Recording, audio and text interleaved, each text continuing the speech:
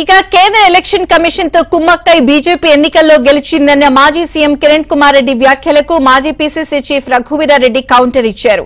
కాంగ్రెస్ లో అన్ని పదవులు అనుభవించి ఇప్పుడు బీజేపీలో చేరి ఒక రాజ్యసభ పదవి కోసమో లేదా గవర్నర్ పదవి కోసమో కిరణ్ కుమార్ రెడ్డి మాట్లాడుతూ సిగ్గుచేటు అని రఘువీర మండిపడ్డారు. రాహుల్ గాంధీ గారు నేను మాట్లాడకూడదు అనుకున్నా, కానీ రోజు రోజుకి ఆయన తెలివి ఏమైతే ఉందో నాకైతే అర్థం కావటం లేదు. ఒక ఆటం బాంబు పేలుస్తానన్నాడు. ఏంది ఆటం బాంబు అంటే కేంద్రంలో బీజేపీ ప్రభుత్వం రిగ్గింగ్ చేసుకొని ఎలక్షన్ కమిషన్ తో మిలాఖత్ అయి ప్రభుత్వం మూడోసారి వచ్చింది అని చెప్తాడు.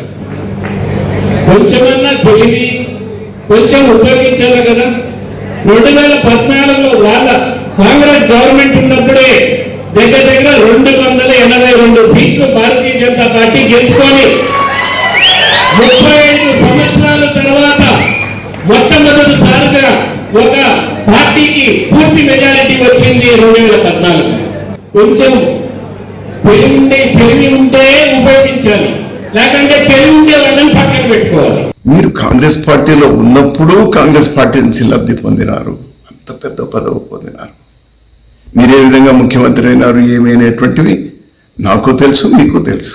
ఇప్పుడు కేవలం మళ్ళీ ఏదో పదవి కోసం, ఏదో ఒక రాజ్యసభకో, ఏదో ఒక చిన్న రాష్ట్రంలో ఒక లెఫ్టినెంట్ గవర్నర్ కోసమో అంత కక్కుర్తి పడాలనా? అవసరమా? కిరణ్ కుమార్ రెడ్డి గారికి ఏమీ చేయలేకపోయింది కాంగ్రెస్ పార్టీ. ఆఫ్టర్ ఆల్ ఒక ముఖ్యమంత్రి మాత్రమే చేసింది. ఇంకా అతనికి ఏదో కావాలి, దానికోసం ఏదైనా త్యాగం చేయమని అడుగుతామా? I'm sorry my dear Kiran Kumar Reddy, I'm very sorry.